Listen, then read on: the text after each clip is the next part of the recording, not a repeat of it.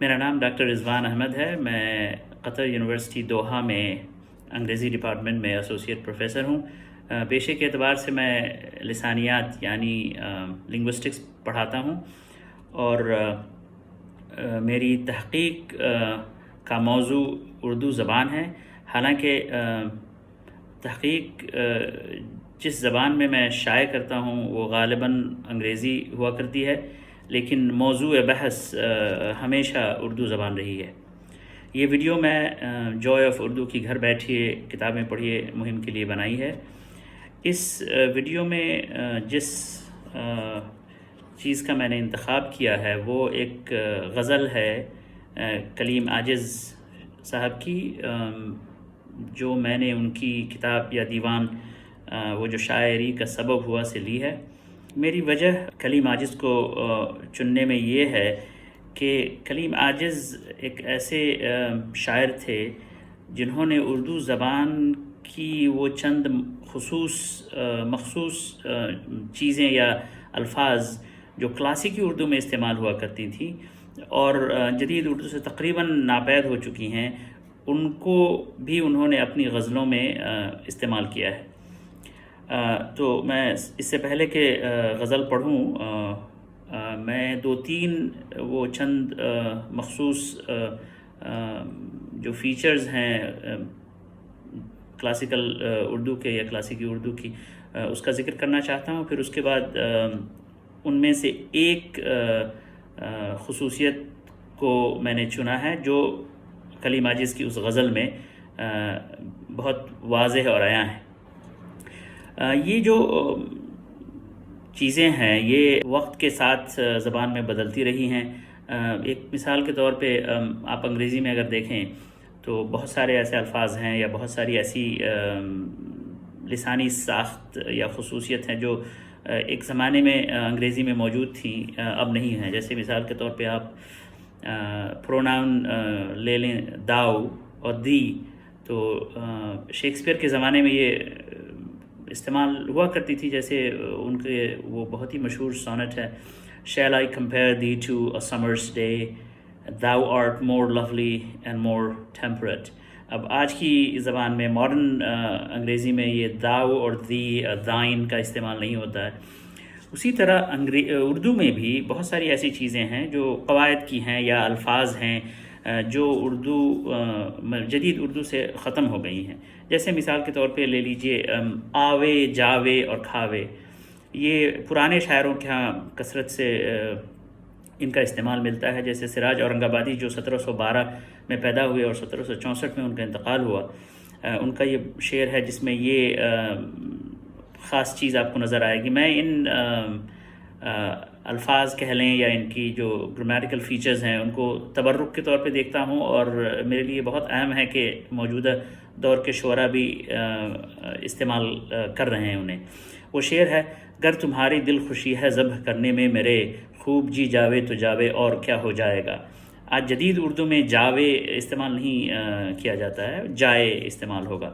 اور یہ جو خاص چیز تھی کلاسیکی اردو کی وہ غالب میں بھی آپ کو نظر آ جائے گی۔ جیسے ان کا یہ شعر ہے، غالب 1797 میں پیدا ہوئے اور 1869 میں ان کا انتقال ہوا۔ یہ شعر دیکھیے کہ گر کیا ناصح نے ہم کو قید اچھا یوں سہی، یہ جنون عشق کے انداز چھٹ جاویں گے کیا۔ تو یہاں بھی جاویں گے استعمال ہوا ہے، نہ کہ جائیں گے، جو آج کی جدید اردو میں جائیں گے استعمال ہوگا۔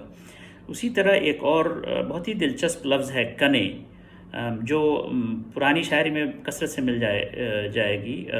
جیسے امیر کے یہاں بھی یہ لفظ دکھ جائے گا۔ جیسے میں شروع کرتا ہوں آصف الدولہ سے، جو اودھ کے نواب تھے اور شاعر بھی تھے۔ ان کی پیدائش 1748 میں ہوئی اور 1797 میں ان کا انتقال ہوا۔ ان کا یہ شعر ہے، جاتے تو ہو پیارے اکتا کے مجھ کنے سے، جاتے تو ہو پیارے اکتا کے مجھ کنے سے، پرواز تے خدا کے پھر سرفراز کرنا۔ تو یہاں بھی کنے کا جدید اردو میں یہ معنی ہوگا پاس یا نزدیک یا قریب۔